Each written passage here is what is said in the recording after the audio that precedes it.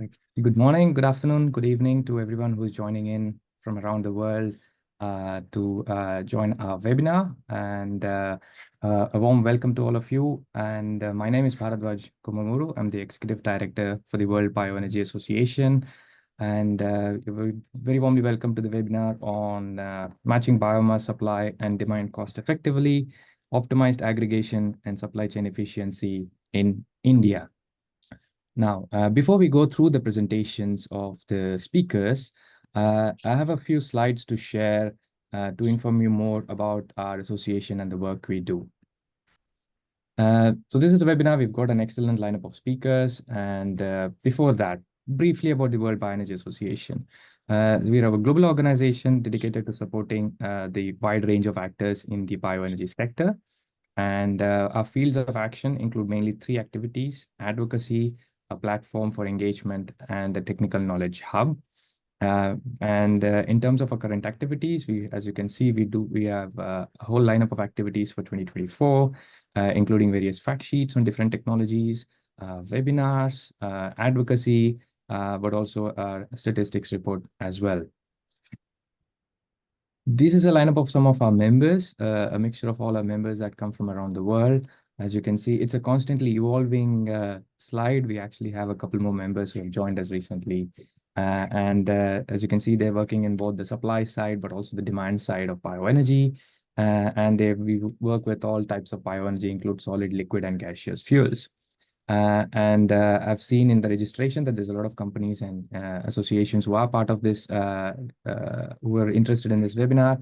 And if you'd like to join as a member, there's a lot of benefits that are there for joining as a member of the World Bioenergy Association, including speaking at various events, joining our delegations, access to member publications, being part of our working groups, but also mainly supporting advocacy work in bioenergy. If you'd like to join us, if you're seeing this on your laptop, you can actually scan this code and it'll lead to more information about joining the WBA. Coming back to the topic on the Indian bioenergy development and the work being done by the World Bioenergy Association. We've been engaged quite a bit since the last year in terms of our activities in promoting bioenergy in India. As you can see on the left, there's a whole range of activities that we are working with.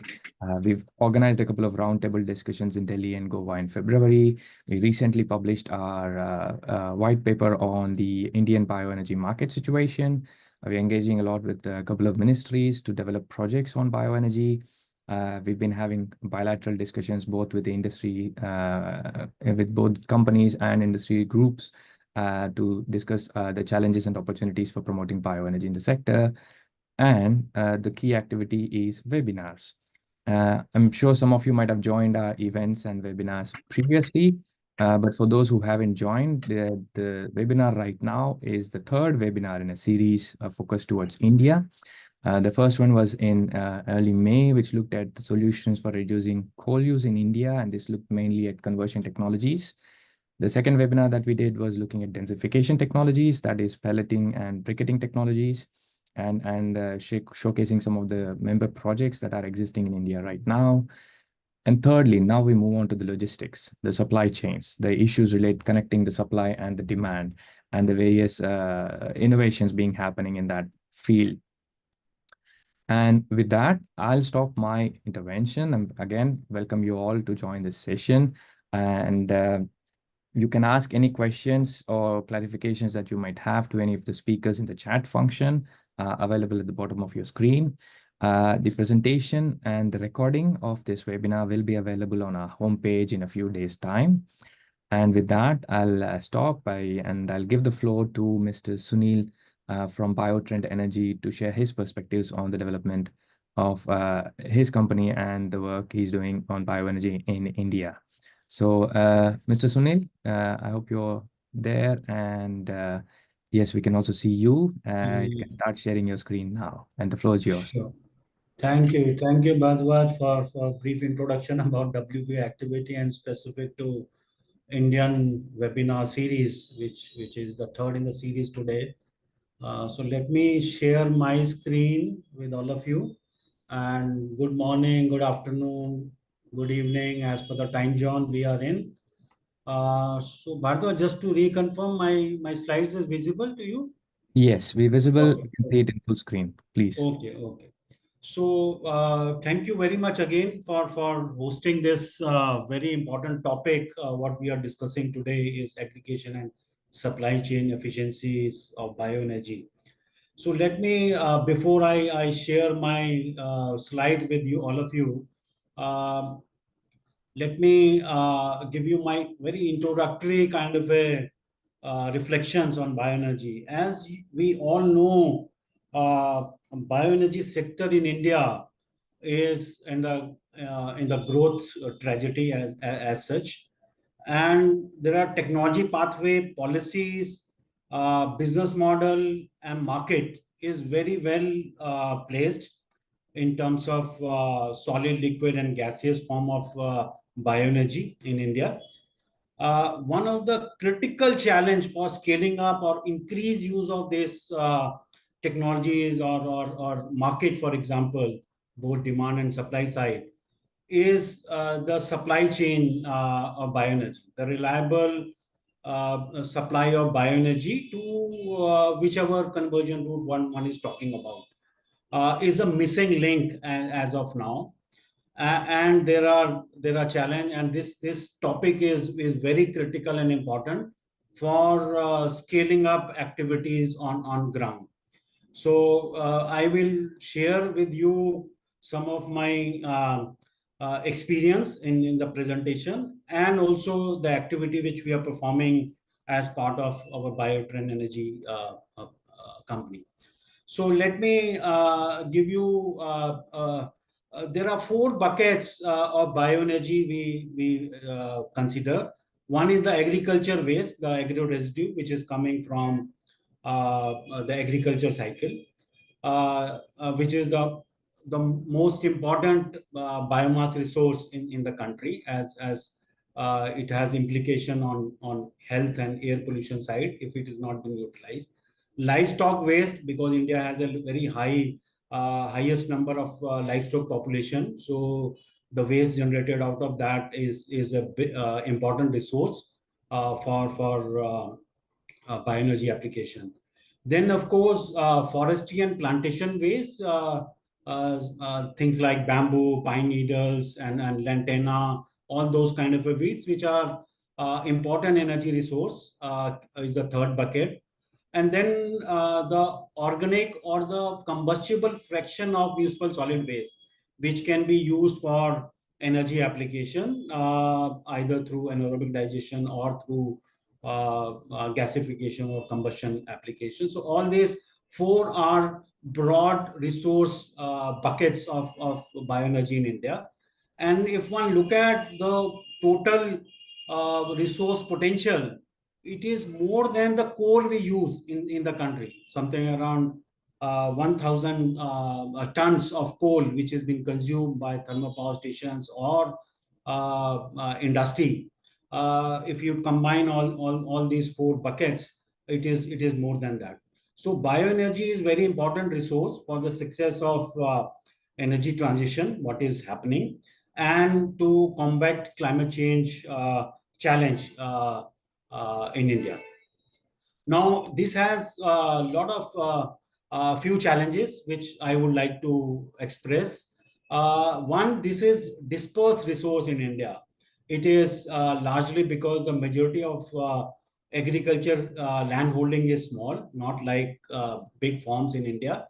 So it is a dispersed resource, and collection become challenging both from mechanical or manual perspective.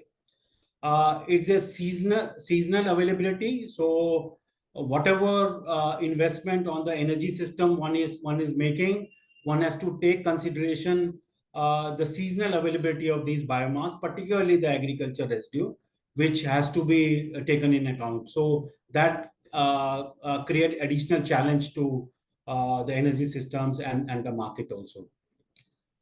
Particularly in case of wheat and rice cycle, particularly in the northwest area, states like Punjab, Haryana, and parts of Uttar Pradesh, where very narrow window of harvesting and sowing of the next crop is there, which means that there are only few weeks are available to harvest and manage the biomass coming out of the paddy straw, and which we learn means which is a major cause of air pollution in the NCR in capital and northwest states also.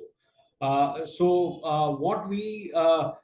this narrow cycle has to be managed in terms of collection, aggregation, storage, investment point of view, in terms of machinery. So that becomes a major challenge in the biomass supply chain arrangement. Then, of course, the kind of a biomass from different crops type which is there is a variability in their biomass availability, both in terms of weather condition, physiochemical properties, and other parameters. So that means some kind of a pre-processing has to be done for effective use in is conversion for energy application, whether it is solid, liquid, or gaseous form, which will bring additional investment or additional cost to utilizing these kind of a biomass. Then technical complexity in terms of it has low energy density. It has risk like fire, degradation over a period of time with moisture and everything. So all that has to be in account with as we are developing energy systems to look into in for the increased use of bioenergy.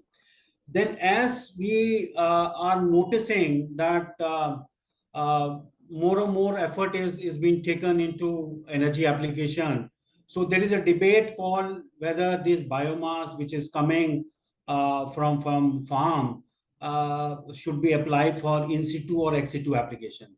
Many of the for example agronomists these will tell you that most of the biomass has to go back to the soil for soil nutrient application in terms of alkaline content and other alkaline matter requirements. So that kind of a debate keeps coming in. So what is the balance between in situ and ex situ application? How that can be managed? All that kind of a thing is still a research questions specific to states and districts as such. Then, of course, local infrastructure in terms of machinery for collection and storage is a critical challenge in mainstreaming bioenergy in India. Overall, reliable and efficient biomass supply chain is essential, as I told my introductory comment, for increased bioenergy use and market success going forward. If one look at the map of utilization of bioenergy, as you can see, there are traditional usage like in for heating, for domestic cooking application, industry application, co-firing, biomass power generation, and then more modern forms of energy like compressed biogas, ethanol or biodiesel application, green hydrogen, methanol, all that kind of things are also there's a market which is keep growing around bioenergy. So if one look at from the renewable energy portfolio point of view, bioenergy is the most versatile renewable energy source, can be used in all three physical forms, solid, liquid, and gaseous form. No other renewable energy can give you that kind of a so all sector of energy can be converted from bioenergy perspective. Let me go back to what we are doing as Biotrain Energy and our role. So our business model integrate within the bioenergy sector through collaboration with various stakeholders, and particularly the communities who are owning this biomass. So which is farmers or farmers groups. And then, of course, we have partnering with collaborating with academic institution, industries, equipment manufacturer in the whole value chain. So they are important stakeholder to make this bioenergy an important resource or energy source for for the country as a whole.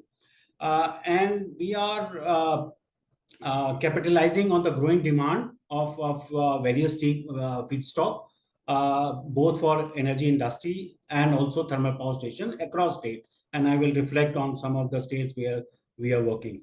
And our primary function in this category is we are aggregators, storage, loading, and processing of these biomass, mainly for thermal power station and industry as of now.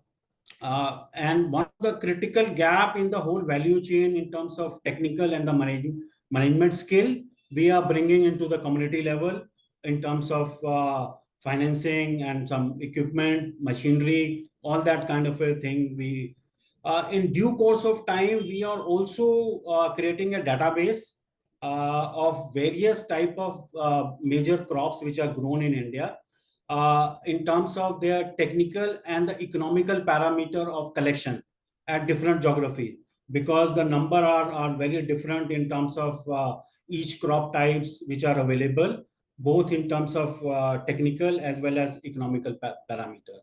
So if one look at the map of India, the geographies which we are working in the northwest states like Haryana and Punjab, which is very obvious, has high potential of agriculture residue. Uttarakhand is very important, as I will share some case studies also. The pine needles, which are important forest residue, which otherwise cause forest fires in that state. Uttar Pradesh, where a lot of these biomass of different types we are collecting. In Madhya Pradesh, various type of biomass like bamboo, paddy straw, soya, mustard husk, groundnut, all that is our experience in collection and supplying it to the market in that area. We are working with in northeastern states in Assam on with community there on setting up of a decentralized pellet production facility with community as the ownership model. These are some of the slides. As you can see, the different crop types like mustard, and this is particularly from the state of Madhya Pradesh, sugarcane, soya, corn husk, paddy straw, bamboo. In all these process, the experience which I am sharing with you, the cost parameter, the technical parameter is being collected in terms of what is the price point at which this can be collected economically from the farmer, and can be linked to the market requirements, which is a important factor for the demand perspective also. This is the slide from Uttarakhand in hilly state, where pine needle, as you can see, pine needle collection by community, particularly women in panchayats who are collecting, then and transporting it to a common facility where one is converting into pellets. And these pellets are major source of fuel for household application, as in cook stove, and also for industry as an application. So we are from last 2 years engaging communities in Uttarakhand from pine needle perspective, and also other type of biomass which is available from in these locations. This is a slide from northeastern state where the work is still on, where we are setting up a decentralized pellet production facility, which will be owned and managed by local communities, and mostly around bamboo and some of the rice residue which is available in that geography. And in most of these locations, as you can see, women are the center of this collection of biomass in the for the purpose of energy production. The other important element is also the training and the skill part of biomass aggregation.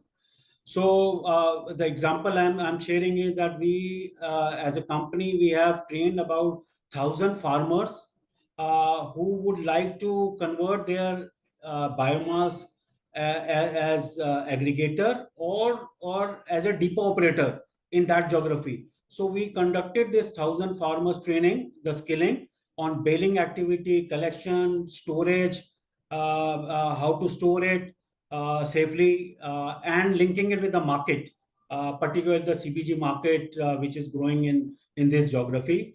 And the districts are Bareilly, Badaयूं, Pilibhit, Shahjahanpur, and Hardoi. And these are some of the picture where we engage with them from the equipment operation point of view, the business model of collection, and linking with district level policies.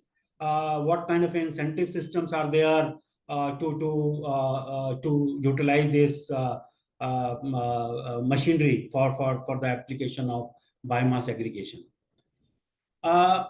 If you look at from this, so this is the broad framework under which we are working. One, we are bringing research input for which is required for the collection application in different geography, technical innovation, some of the frugal innovations which are critical for baling or storage applications, sharing those examples with other communities.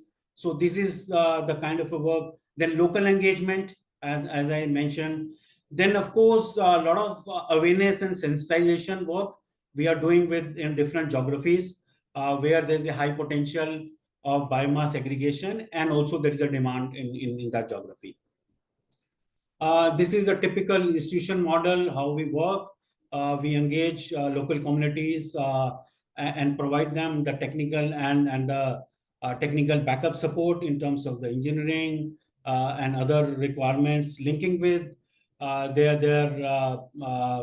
products or their material to markets, to consumers. So that kind of a linkages, and wherever there is a more value addition we can bring, as I told you in the case of Assam, we are bringing them as a investment point of view. So there are three pillars for the business model which we are engaged. One is the linking with market, and the two important market which is there is, one is the pellet, the other one is the CBG, the compressed biogas, where there's a lot of demand of bioenergy is there. The skilling, both in terms of technical skills, management skills, and other skills are important. Then scaling up of production through partnerships and CSR program, which is the three core pillar of our business model in the different geographies. This brings to the impact factors like the sustainable model we are bringing, because we believe that farmers who are the owner of this has to be center stage in this biomass aggregation and supply chain arrangement. Women is very critical because managing the local resource traditionally is activity by women in rural areas of India. So biomass collection, management, the women can play an important role in this activity. Then of course the training, and of course ultimately this will lead into sustainable job creation and income to the farmers in these rural areas, beyond energy and the other benefits. So with this, I will end my presentation, and I will be happy to take questions and answer from my audience. Thank you. Thank you so much, Mr. Suni. That was like a very scene-setting presentation, looking at the challenges and the opportunities that exist. And you've touched upon a very important aspect of community engagement already. And there was just one quick question that I had in mind, because when you talk of the community engagement nowadays, and you actually see the biomass sector from what it was 10 years back to what it is now in terms of its increasing demand, increasing attention, and the farmers and the community there play a key role right now. And in your engagement, do you see that they feel the priority that they are right now, and do they get the benefits from this increased attention of bioenergy in the demand side? Do they see the benefits of that? Absolutely right, because this brings the additional income to the farmer, means that's a primary thing. It is not just a charity that we are just bringing material out of that. So the model of circular economy, they value, and which is the next step because of time. So what we are engaging them is the two important element. One is the increased income to the farmer, and also meeting some of their unmet energy demand, Mm. like pellets for cooking energy.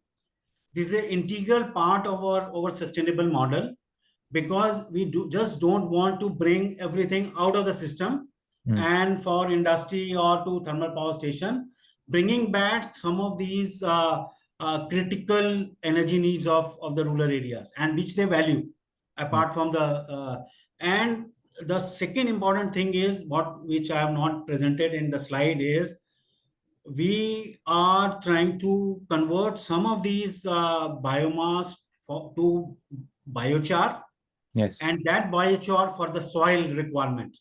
So this debate of in situ and ex situ, we it is in situ and ex situ. That's a model which we are working. So with these elements, there is lot of acceptability. Number one, and it is a win-win situation for local people and also the larger cause of energy requirements. Excellent. Thank you. I mean, you've touched upon circularity, biochar, bringing it back into the fields, and local entrepreneurship also. We've seen some examples of local communities adopting for example, pellet mill or small scale pellet manufacturing within the farms, and being their own local producers of pellets and distributors of that. So that keeping it back, giving it back to where you take it from, I think that's a very important Yeah, aspect. So thank you for sharing that. We will touch upon it maybe a bit later yeah. as well. So thank you for your presentation. Now we move on to Mr. Sukhmeet Singh, who's the founder for Agri to Power, to share his thoughts on this very important topic. So Sukhmeet, the floor is yours.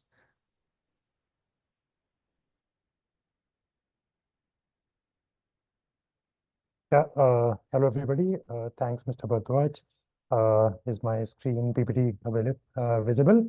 Yes, yes. Please go Yeah, ahead. okay. Okay, hello everybody. I'm Sukhmeet, representing A2P Energy. I'm the founder of this company, stands for Agri to Power. We started in 2018, focusing on how we can use agriculture residue for energy purposes. But even before that, from 2015-16, we have been working in this field. We also run a not-for-profit, our trust. The focus was, can we work with farmers on using of paddy straw? The reason we started our work was mostly related to paddy straw burning. So this was the core of it. Can we reduce the health problems arising of stubble burning, and also can we help farmers have some income coming out of it? So two major, health and economic reasons were, why we started our work. So this was, yeah, in 14, 15, that is the motivation. But if we see the current time, correct? So the focus has been now because of COP28, India being part of Global Biofuels Alliance. So earlier it was a push which we had to do, to farmers, to companies that use more sustainable agri practices or use biofuels.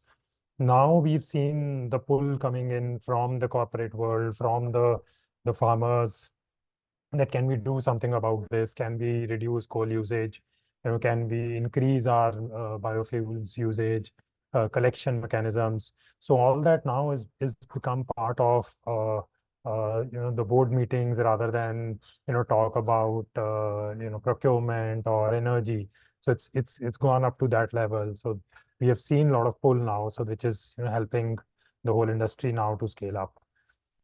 If we see, what are the challenges from buyers' perspective? Buyers is, it could be anybody who uses either raw agri-based fuel, or it is basically uses pellets or briquettes made instead of biofuels. So reliability, quality,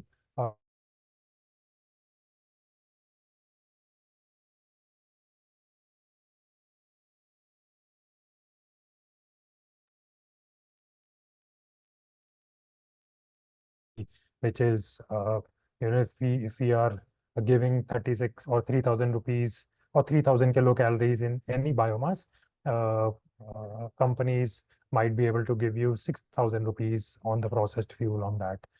And also, more importantly now, issues about, industry is so fragmented.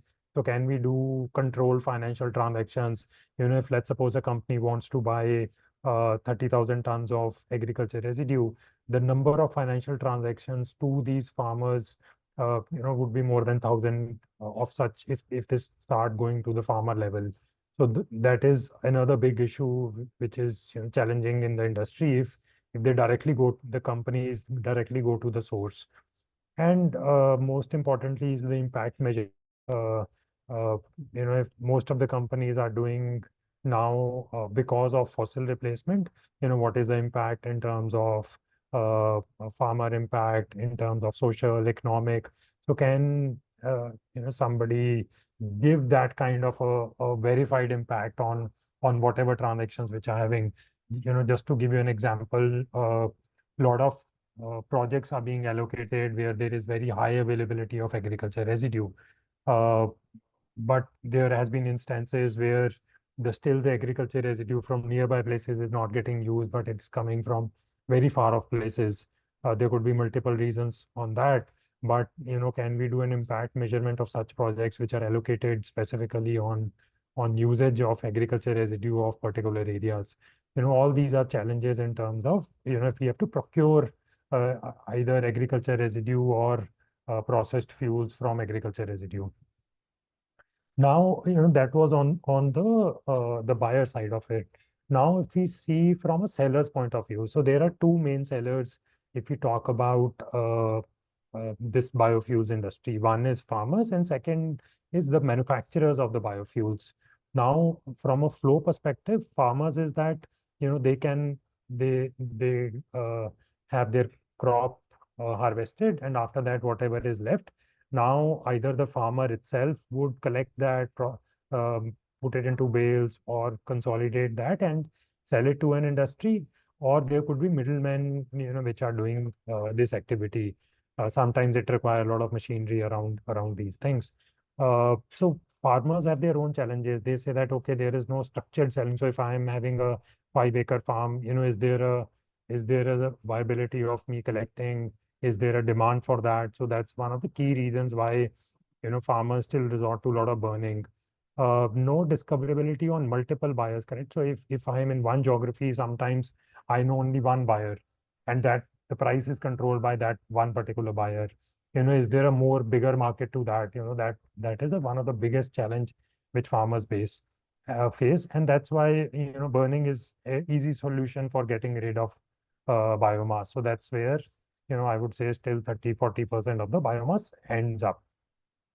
From manufacturer's perspective, manufacturer by mean, these are those who will buy from farmers and convert that into a boiler usable form, which is, power plants would directly sometimes take from the farmers. If they have bigger boilers like steel industry or cement industry, they would directly buy, in the raw form, the agriculture residue. But most of the process industry, which is like food processing or hosiery or wherever there is a steam requirement in a process industry, they prefer biofuels made from agriculture residue. Now, these manufacturers have limited access sales points. There is so much competition which has come up in last 2 years, and there is price competitiveness at a very serious level now that a lot of these units are getting shut down. And there are longer payment cycles of these buyers. So the manufacturers, because these are very, very small firms, local firms, can they afford longer payment cycles? So these are the seller-based challenges which we have come across in the value chain of agriculture residue. Having these two buyers and sellers point of view, when we started our work, we said that, okay, one is what all we can do to solve these challenges and also make system more efficient. One of the first things we did was, can we use technology for identification of access fire points of where the agriculture residue is getting burned? So it means that there is a lot of agriculture residue which is already there. So we launched this, cropburning.in, which is basically a platform where you can identify fire points across India, what is the agriculture residue being grown. So this was an in-house uh, effort which we started, and then we've put this out as a service. And a lot of foundations we work with, we give this data for free to use in terms of if they want to reduce or work with farmers on agriculture residue usage. So I'll just maybe take you through a live example. So let's suppose if I want to see the fire points in Haryana in year 2022, this is all linked to the data coming in from the satellites, and we have multiple satellites connected through this platform where we stream. We can actually, you can see there is a zoom which is happening. I can actually go to a single farm level point and tell that, okay, in 2022, I can select 1 month, few dates, and give you exact data of the agriculture residue being available and getting burnt in this areas. And similar thing, we have this, so we have done this for complete of India. We have done some major analysis around these fire points and availability of agriculture residue across states. So we have data now from 2015 till the latest 2024. So there, this was a broad initiative we started, that we want to be able to work across India or at a farm level, the whole of India. Can we work with other foundations? Can we work with other entities, to use this data and help, one is environment on one side, but most importantly, can farmers get something out of that? So that was the whole initiative we started working on. Now, where does we stand in? So one is this whole identification part of it. We, as a company, do this identification as a first step, but we do collect large amounts of biomass ourselves. We do our own processing through our own facilities. Plus, we also build do market making where we connect supply and demand through our platforms. So I'll talk about these. So biomass fires I've mentioned. I've talked about the other parts in more detail. And this is our platform for basically matching supply and demand. It's called cleanenergytrade.com. Their focus is again carbon neutrality to end users through biomass biofuel usage, and can we help reduce this, the whole coal burning issues around coal or diesel or petrol or whatever fossil fuel through the biofuels. What we do is, we connect multiple buyers through our platform, and then we have multiple vendors.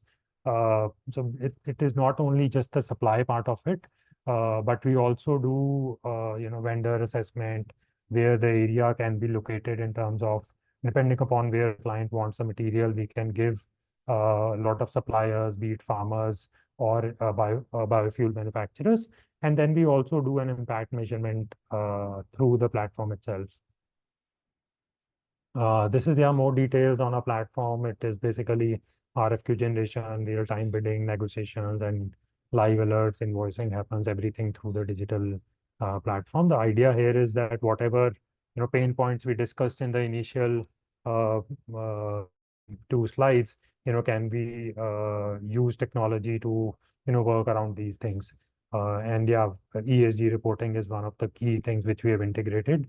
So the data can directly be used in the reporting, sustainability reporting for the companies. These are, broadly what the products which we deal with. Processed fuel in the first line, which is pellets, briquettes, biodiesel, bio-CNG, second generation fuels, and agriculture waste is, we've dealt with all the possible wastes which are available in India. Paddy straw, of course, being where we started our work with groundnut shell, mustard, cotton, wheat straw, sawdust, sugarcane. We have also done some work with Mr. Dhingra mentioned about pine needles. Yeah, we've been also collecting pine needles for a couple of years now. Plus, coffee husks, coffee bean residue. So wherever we work, we try to find local materials and see what can be done on top of that. This is some of our network we have built in, some we have our own operating manufacturing locations and some through our partners. Through our partners, we have an excess of more than 60,000 metric tons of processed fuel. Currently, we in the left-hand side mentions about, so we have our mix of our own, but some our own plants, some we operate on a processing basis, few of the manufacturing units. But it's wherever we find that there is a possible buyer, we try to establish our own setup or do a contract manufacturing there. So benefits is the idea here is, can we give competitive prices, larger pool of manufacturing locations, or it could be farmers in some cases, dashboards and impact reporting. So these are some of the things why buyers see there's a value in such a market making platform. Apart from that, I talked about ESG reporting. The idea is that, can we give carbon reporting, SOx, NOx emission reporting reduction? Essentially what we are trying to do is, giving more value to the end buyer so that there can be more value given back to the farmer and the supply chain whole, process can be developed. So if they are replacing coal, some of these parameters will become very, very critical for their reporting purposes. So that's the broad idea for this ESG reporting. These are some of our numbers in our network. We have more than 250 suppliers onboarded. 15 plus commodities in our network. This is our team. I'm the founder and Dr. Robert Perry. We started this work together, and Pritish, Nitin is also in this call. He joined us recently. And we of course have more people in our manufacturing units. We've been awarded fairly by both national and international various government agencies, UNDP, WWF. We've won fair bit of prizes because of work. We are the first company in India to win Cisco's Regenerative Climate Impact Award. We won $100,000 for our work. This is some of our collection of paddy straw. We also mentioned about biochar. This is low torrefied pellets. But we have been also working in the biochar field now for 3-4 years now. So anything coming out of agriculture residue, I think we have dealt with now. This is our case study. So I'll not spend too much time on this. Just broadly with one of the cement manufacturers, we started this on a assessment of agriculture residue availability in their vicinity. Then we did a very long-term availability and also long-term usage feasibility of replacing coal. So they were under 10% of usage. We have increased to more than 20% of the replacement of coal through biofuels. So that's our impact both in a very cost-effective way. That's it on my presentation. Perfect. Thank you so much, Mr. Sukhmit. I think that was an excellent overview. You can use innovation technology to address some of these issues. Just a couple of questions, or I thought just comments that I had. The level of data that you had on the biomass fire. So I did open up the portal myself, and then I was looking at all the data. I mean, that's quite impressive as to the granularity of this, how to the farm level that you can go and get that sort of information on the fires over the past few years. One question, like, how can that be sort of used or translated into, I don't know, identifying the potential, or what sort of ways in which you felt you could use that sort of information to address the supply chain issues? That was one. And the other point on the impact measurements, verifying how much savings that you can get, whether in terms of replacing coal with biomass, and the verification, and then translating the benefits that can be accrued from that to both the user and the supplier.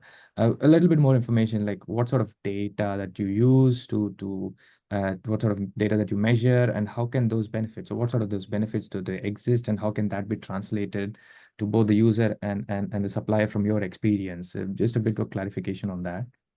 Okay. And, so on the first part of it, on the fire data, yes, we started this whole initiative for use of this data in our cost reduction, but we realized that this has actually multiple use cases. From a commercial point of view, we did a lot of assessment studies for big users of these biomass. Cement is one of them, steel is one of them. So, when these shift from, they will be like 1,000 tons of coal per day or, upwards of that, when they say that, okay, can we, if even if we start changing that mix from coal to biomass, the biggest question is availability, quality, and quantity. There is so much, gray area in that space that, first of all, how much is available, how can it be collected?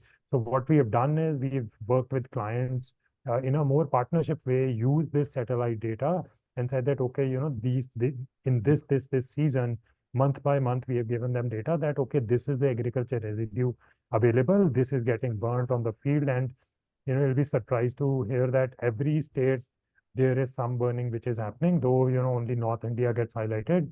But even in South India, even in, West Bengal, there have been so many instances of agriculture residue burning that, and it gives a direct correlation that, if it's farmers are burning, there is availability of that residue. So apart from that, that's more on the usability and, farmers income generation. But we have seen now, recently, actually, earlier the platform was all open. We also didn't know what are the use cases people are using for. But recently we have kept a, form for assessing that data and all, and we also get surprised. We've started now working with few foundations. There is a lot of requests coming in from researchers in different agriculture universities. We have got requests from Terry researchers, so they want to use this data for analysis, policy advocacy.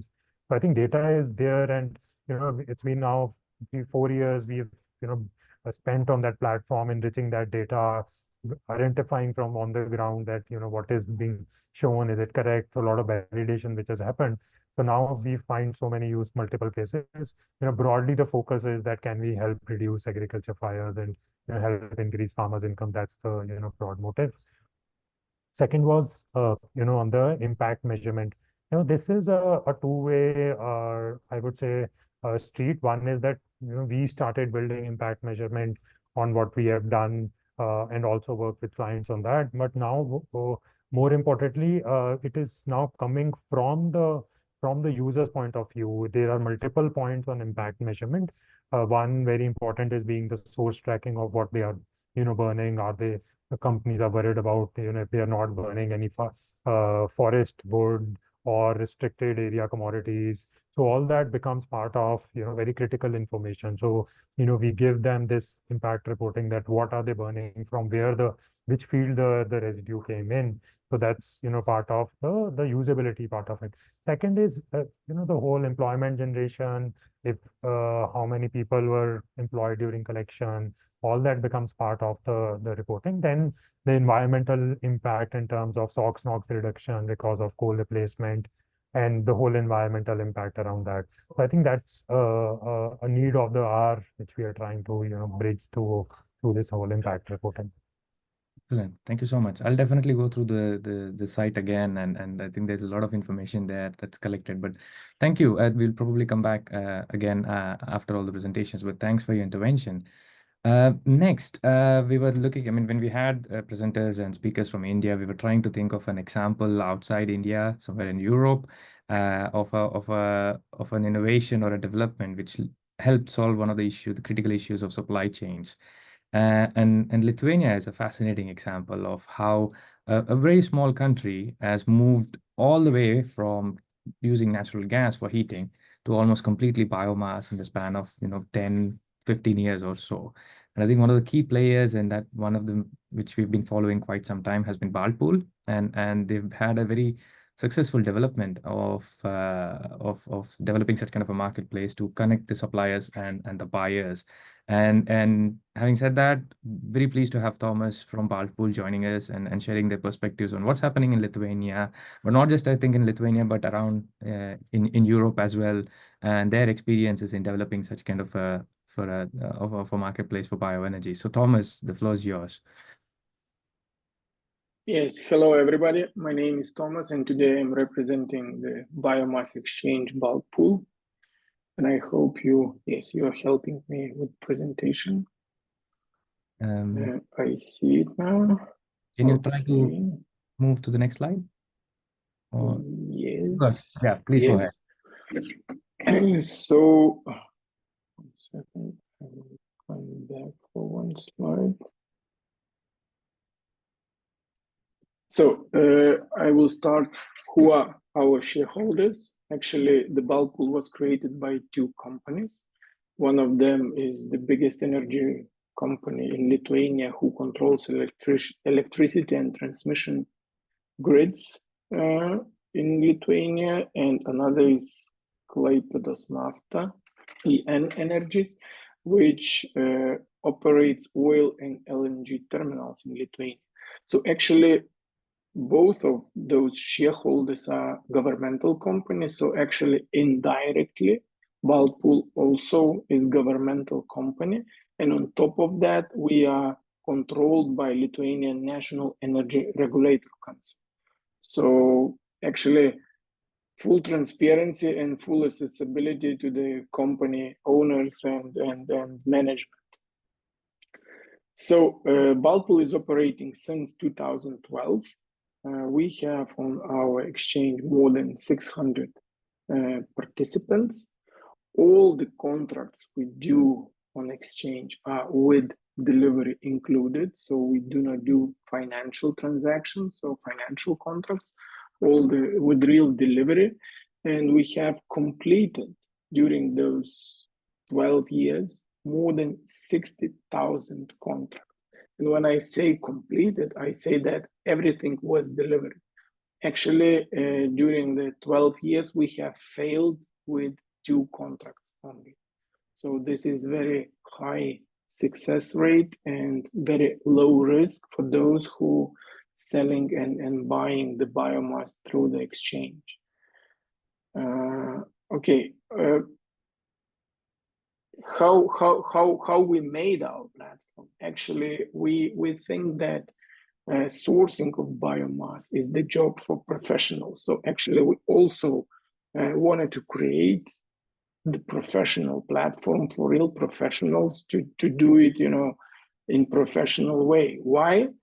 Just because we've been calculated that average share of biofuel in power plant costs is 70%. So actually, every percent saved on the purchase side saves about half. So about 0.5% on the selling side. So on the cost side, actually. So the price is very important in the production. And when I see how much people are investing into the efficiency of boiler and how much they are paying for that, this you can do. What do you say? You can increase your efficiency, in a seconds just by using the exchange. And going forward, so how we did it? So first of all, we need to commoditize the biomass, just because before that it was, treated as a specialty, not as a commodity. So actually, we introduced the clear specifications, product specifications for wood chips, which doesn't exist before the bulk pool. And for wood pellets, we took just existing standard. Then we standardized the trading rules and conditions. So actually, everybody who do the contracts on bulk, they are exactly the same contracts, just differences in the price, delivery point, and the quality of biomass which you agreed to sell. And the frame contract for all agreements. So actually, in our contracts are included only biomass delivered into place and nothing else. just because before we saw, additional services also included in the contracts, which makes the biomass price untransferable. Means you cannot compare the price in one heating plant with the price on another heating plant.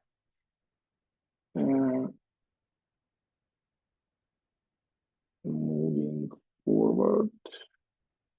Yes, so for the contract security, we do due diligence for all participants. So if somebody wanted to join bulk pool, they are going through the due diligence process. After that, we are checking all the company finances, categorizing them. Before the trades, we are collecting the collaterals on our accounts. So actually every trade is secured with the collaterals.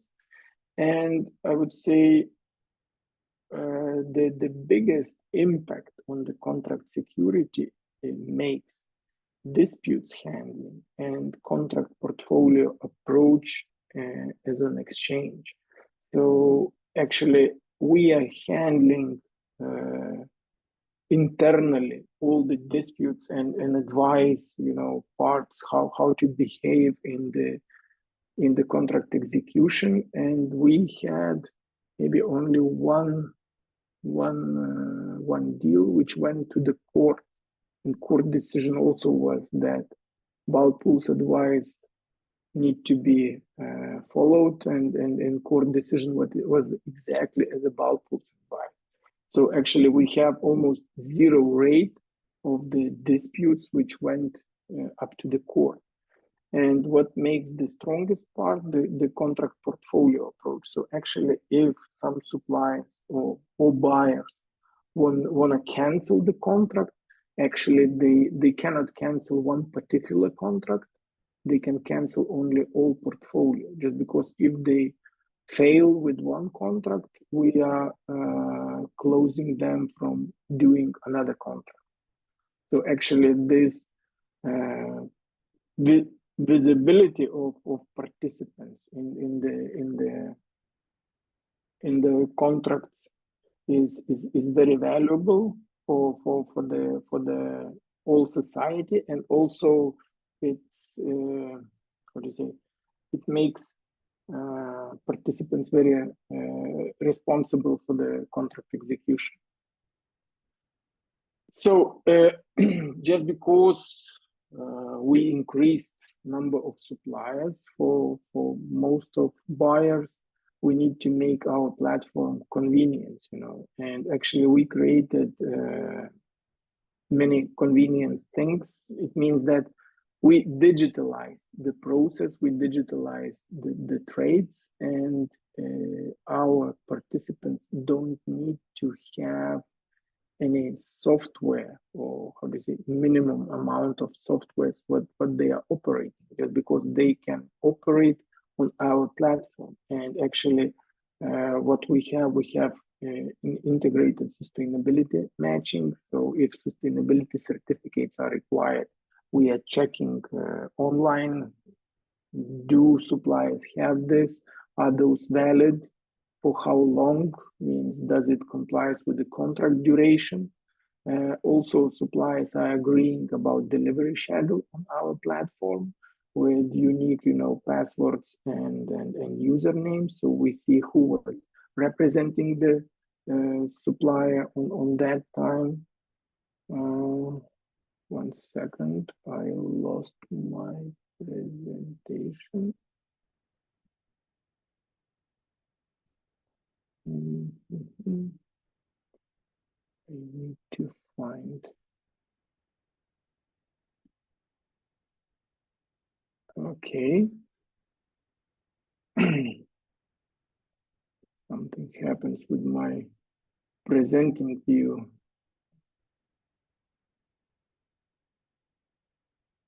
One second, I will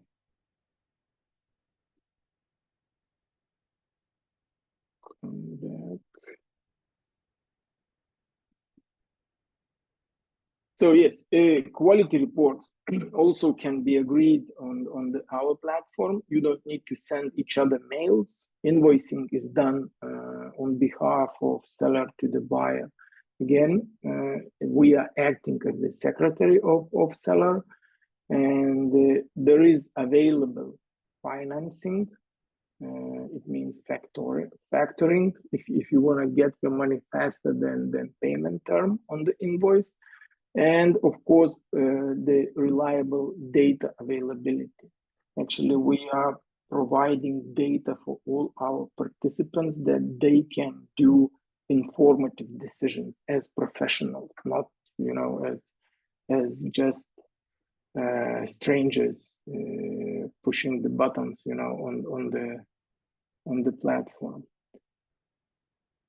Okay, can you move the next slide, please? Just because.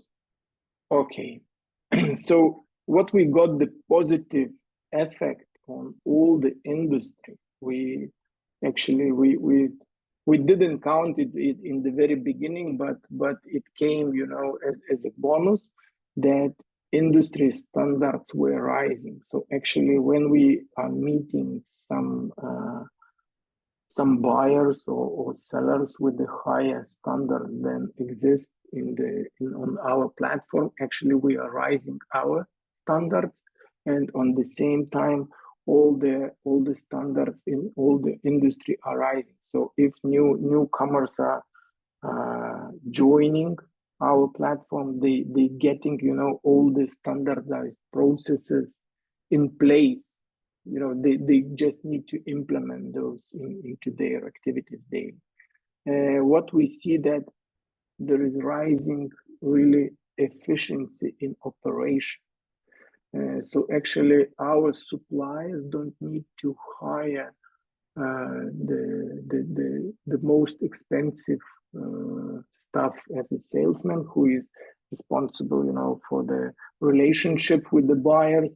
So they are fully focused on the production efficiency, and as we see that Baltic producers of biomass, I would say today they are most efficient producers in the Europe. How they handle the residues, how they are producing, the wood chips from that, and how they are organizing their logistics. What we see also that our exchange helps a lot for quick adaptation for demand changes. In 2022, when Ukrainian war started, we had the supply chain disruptions, and many contracts were canceled. So actually, no one contract was canceled on the bulk pool, and we managed to go through this process without any shortage of deliveries. So actually, market adapted very quickly. High prices, when everybody knows about high prices, immediately activated the additional production. And there were made a lot of investments into production. So now we have, very stable supply chain. And then we had, and reliable data makes also big favor for the investors. So if somebody wants to invest into the new heating plant or power plant, they have the numbers of availability of biomass, the prices in which regions, the price difference between regions.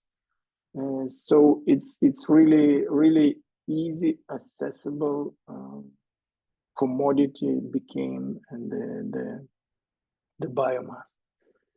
And let's move to the second slide.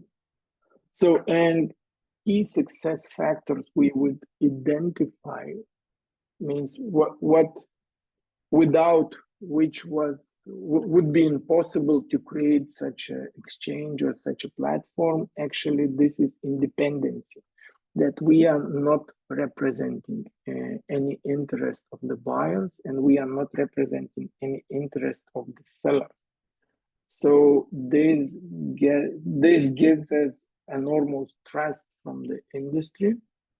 The one more thing is is transparency. Means the price transparency gives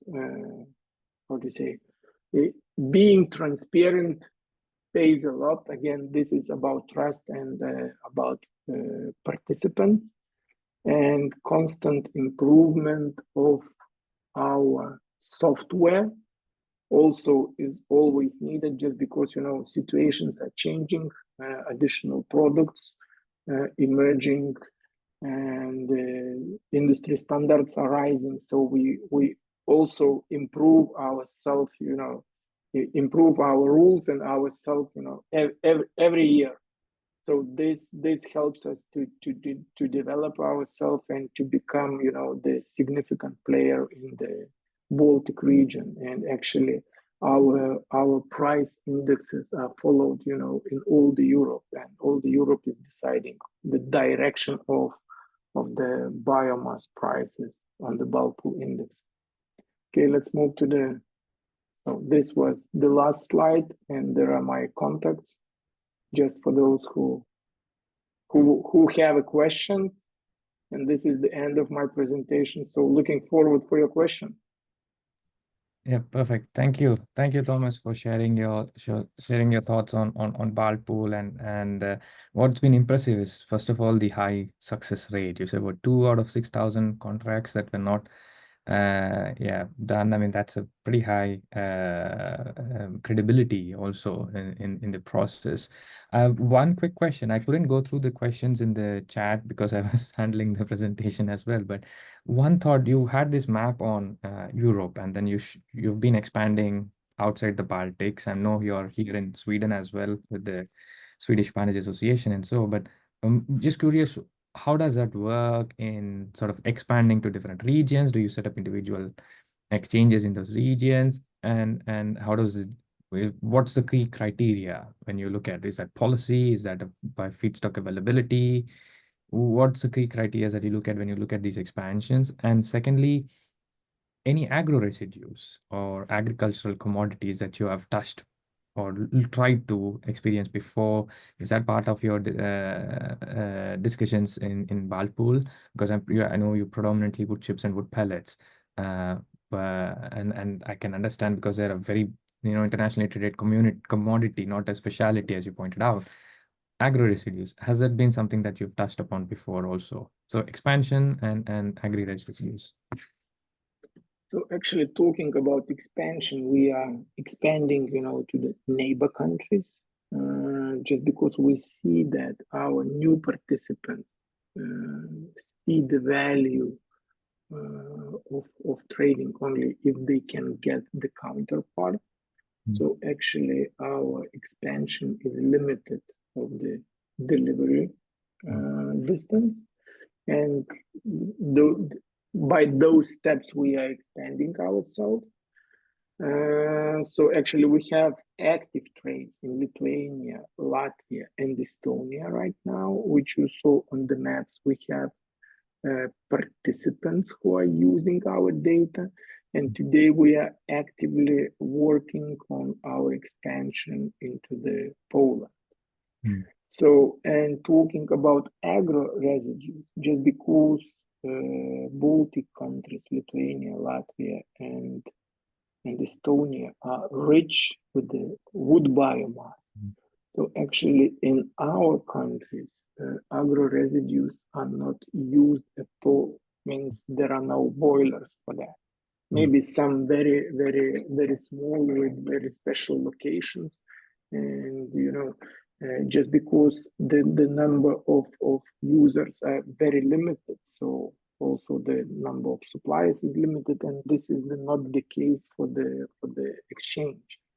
But with our expansion to Poland, we see that Poland is a country which has obligation to use agro-residues by the regulation.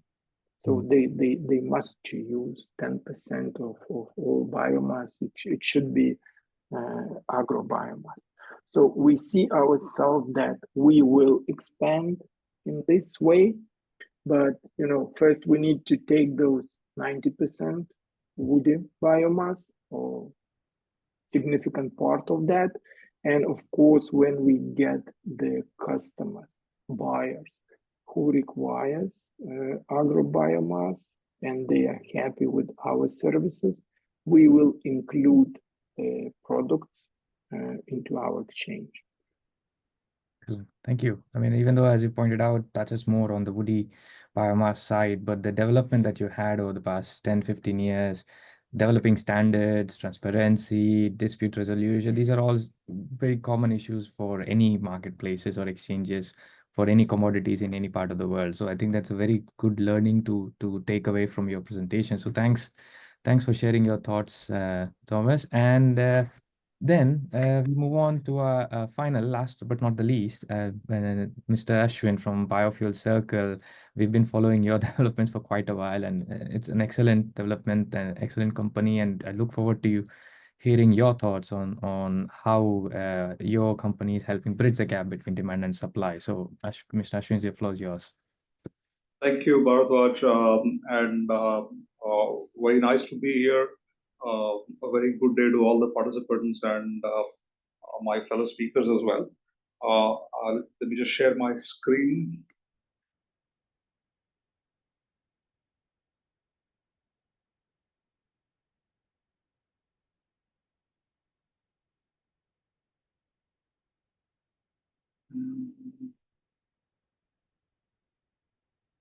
Not sure if you're seeing the right screen here. So, okay, that's screen 2. We saw the presenter's view. One more time. Yeah. All right. I think this is right. Yes, perfect. Okay. Good. So, so quick introduction. My name is Ashwin Save. I am the co-founder of Biofuel Circle. We are an agri-waste to wealth platform for our participants. And I would like to share our perspectives on how we have gone about bridging the demand and supply gap, particularly in biomass in India. Okay. So why India? Because in India, if you look at the 10 large agricultural states, and Mr. Tigra also alluded to this, these 10 large agricultural states produce 235 million tons of agri-residue that goes waste. The total residue is about 650, 700 million tons, but 235 goes waste and offers significant potential, not just for carbon neutrality, but for local enterprises in the rural areas. So potential is huge, but then why hasn't this been done before? And we saw 3 challenges. Particularly in India, farms are small and hence mechanization is difficult. That increases the cost of aggregation. The other challenge we saw was the fact that being an agricultural byproduct, not the agricultural main product, you need to store it, you need to collect it when harvest happens, and you would use it throughout the year, which would mean you would need access to working capital. It would be locked in your stocks for 6 to 8 months, which then leads to a challenge in making biomass economically viable. And finally, the consumers, when you convert this into fuel, the consumers are large organized industries. They are power plants, they are multinational companies which are looking to replace fossil fuel with biofuels. But they can't transact very well with the players in the middle, the people who are storing and processing this. And hence, this leads to a multi-layered supply chain. It leads to intermediaries, which brings in inefficiency. If we are able to tap this 235 million tons, we would replace 125 million tons of coal or 600 million barrels of crude oil.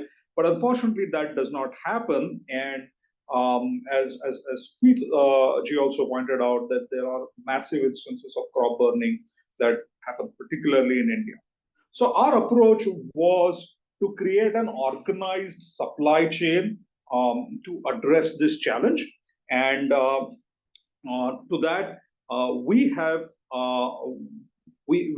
deployed a digital platform which essentially has 3 offerings: a marketplace for B2B buyers and sellers, a dedicated supply portal for some of our larger buyers, and an aggregation mechanism that we like to call a biomass bank.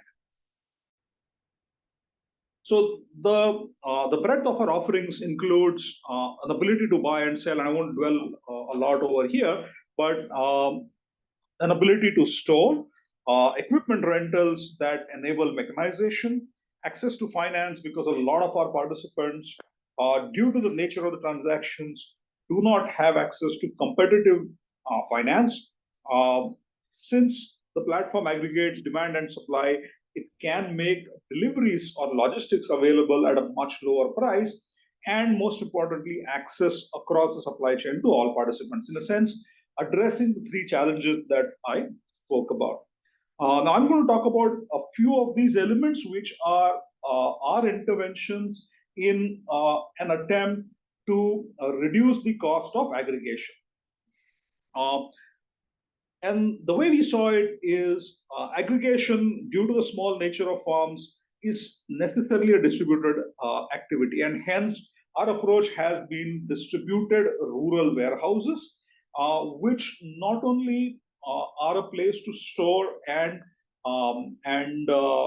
deliver agricultural residues to multiple participants, but also become depots for deployment of fleet, for also involvement of local participants in various activities, which include not just the collection or management of warehouse, but also deliveries and opportunities in using their equipment, which might remain idle in the non-harvest seasons. The warehouse is coupled with a rural network. So the warehouse is in the middle, and it talks to about 10 to 15 villages in about 15-kilometer radius. Remember, biomass is voluminous, it does not travel much, and hence it needs to be processed closer to the source, as Mr. Digra had pointed out. And through a network of local partners which provide delivery as well as collection services, we offer two models for farmers to participate.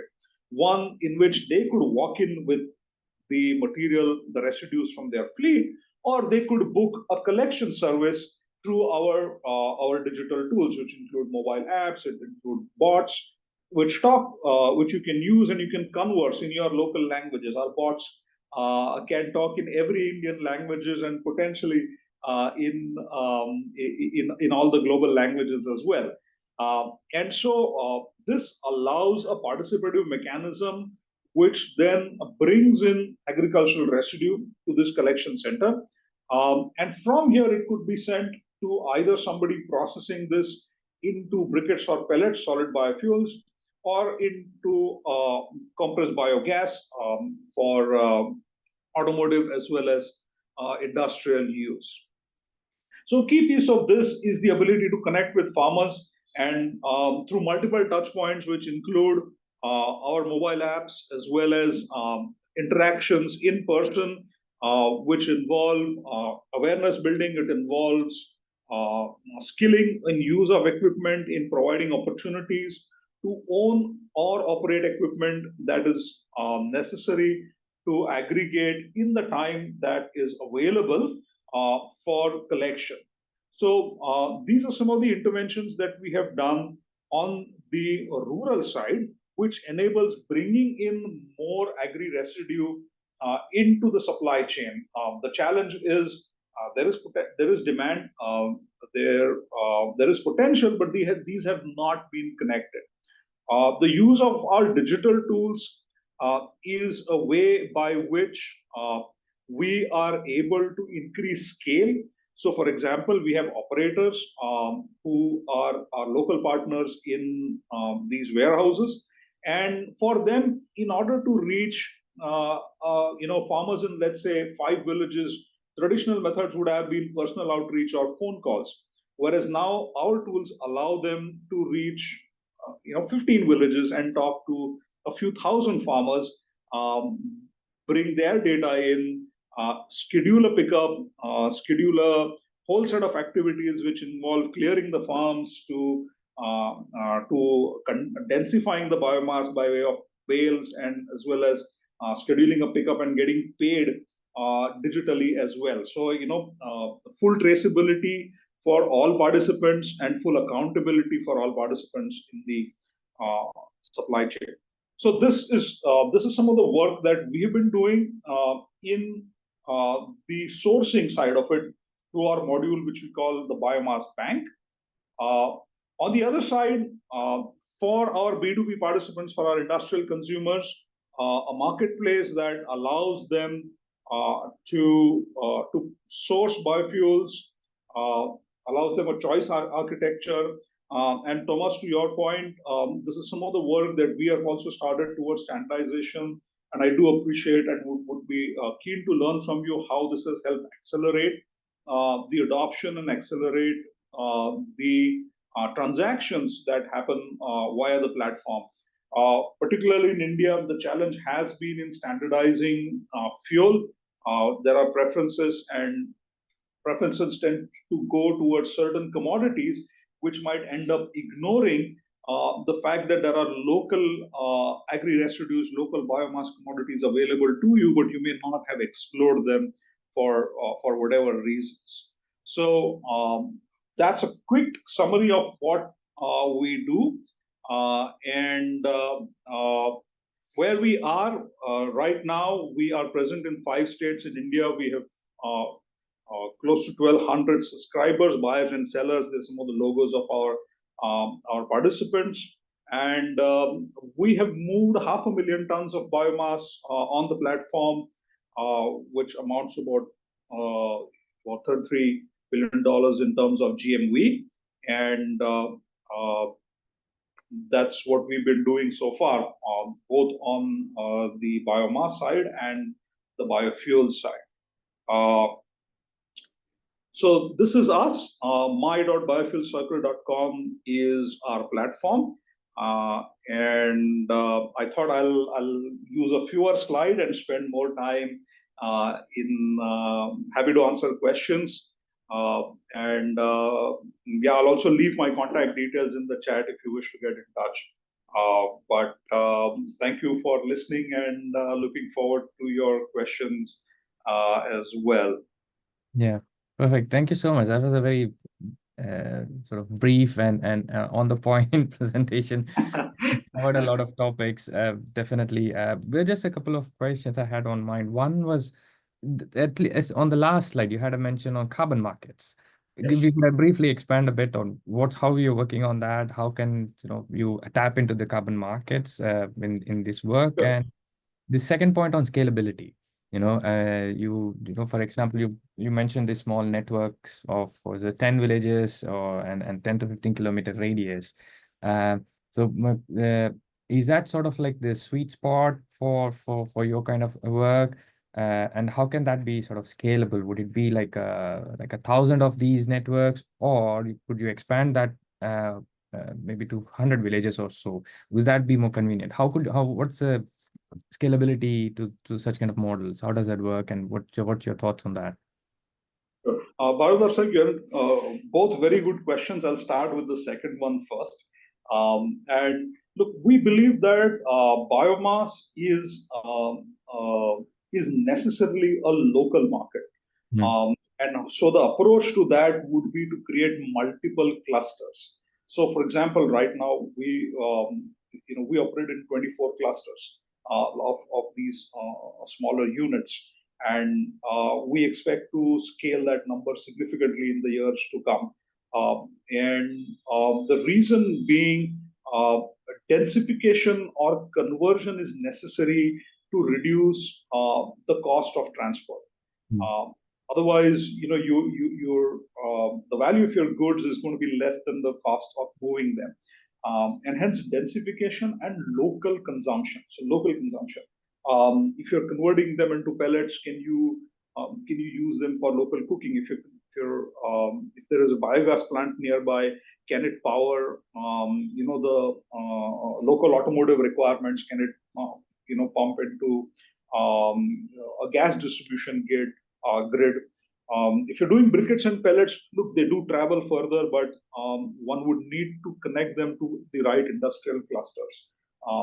It doesn't make sense for example, pellets to travel a few thousand kilometers as a replacement for fossil fuel. You're burning diesel, for a couple of thousand kilometers. So that's our approach. It is going to be multiple such units. And I was talking to a gentleman from Japan, and he said, so is it going to be like many 7-Elevens that you see in every corner in Japan? And I said, yes, that's exactly what it's going to look like. Many distributed collection centers, distributed processing centers. So these are essentially going to remain small scale industries. Now, for a small industry, what is required is access to competitive finance and access to technology. Competitively priced technology as well. So tools and finance would be the key in this distributed industry as such. So I hope that answers the second part of the question. On the first part, we saw significant trust deficit in carbon, let's say, credits or carbon markets that exist. And part of the problem has been how good is your data, right? How accurate is your data? And that's where a technology platform comes in very handy. And then there's some very good work with which I saw Sukhmeet Ji do with the crop burning data as well. And so precision in data collection, identifying the right points for carbon accounting, where are you adding, where are you subtracting, what is, where is your source? Is your source from deforested land? So that level of data, energy balance in the mathematics, as well as certification of end use would be pretty key, and where digital platforms can really come into play. You would still need to audit it, but that's where one source and one true nature of truth is what is pretty key. So we've been working with some of our customers in enabling them to access high quality credits through the power of the platform. Yeah. No, excellent. Distributed model and data for carbon market. I mean, that's an excellent answer to those questions. We still have a couple of minutes left, and maybe, I mean, there's so many things that we could discuss and talk about for another hour or so. I mean, we touched upon technology, standardization, and so on. And from my side, with the role of a moderator, I do have just one thought from all of you. You see, there's a huge demand now, mainly driven by policies at one stage, whether it's the co-firing mandate in India, the biofuel blending or CBG and others. So there's a huge demand now for biomass, and the supply is not enough, or there is enough supply. There's enough feedstock, millions of tons, 200, 500, 700 million tons. We keep coming up with those numbers. And of course, there's this disconnect. And there's a lot of issues that all of you have highlighted. If you can briefly touch upon two things, policy and finance. Are there enough policy levers that have already been touched or initiated, both at the local level, but also at the national level, to increase the supply and help the logistics of biomass to the end user? Are there enough policies available, or the need for more? And secondly, on finance, when you discuss with financial institutions, with donors, with banks, to fund some of these initiatives, what's the challenge that you see in access to enough finance to set up such kind of initiatives? What do you see are the issues on that? So policy and finance, mainly to build up the supply and help with the logistics. What are your thoughts? Maybe very briefly, a minute or so, maybe we could start with Mr. Sunil. Yeah. A very, very important topic. So let me, I believe that because biomass, which is low, which is a local resource, decentralized or dispersed resource in India, I keep telling that top-down policy making will not help. While at national level, there are many policies promoting, creating demand. But I believe that we have to make district level, or not block level, but something like district level bioenergy plants, because each district has its own supply and demand scenario, which varies from district to district, or state to state, for example. And this is the practice we were doing it when we make energy plans, for example, in 90s. So I think it's a policy has to, particularly for the bioenergy policy perspective, or scaling up perspective, I think policy has to be grassroots level, bottom to up approach. And it is, I know it's not that easy also, because the kind of a thing, but we have done a couple of district plan, like for example in some districts in Uttar Pradesh, and also couple of other states, which give very different kind of a demand and energy scenario. Like somewhere industry is prominent demand center rather than thermal power station, for example, or the kind of a biomass which is available there. So I believe that top down or bottom up approach is the more relevant in our case. So there where I will stop. Thank you for that. Mr. Sukhmeet, your thoughts, interventions with ministries or with financial institutions, what was the challenge? What sort of worked? What could be done more? Very briefly. I think on the policy front, a lot has been done. I would say India is currently might be, at forefront, at least in the developing nations world, on, making policies related to, collection, machinery subsidies, or even, for CBG, very structured way of, policy and increasing biomass usage. One thing I have seen, which could be done as an improvement is, procurement cycles for thermal power plants. And there are every tender the thermal power plants do, they learn, the farmers learn, manufacturers learn. So changes in policy should be quick in terms of wherever the procurement is happening. I think that's the gray area which I have seen now in the procurement side of it, the policy for the procurement side of it.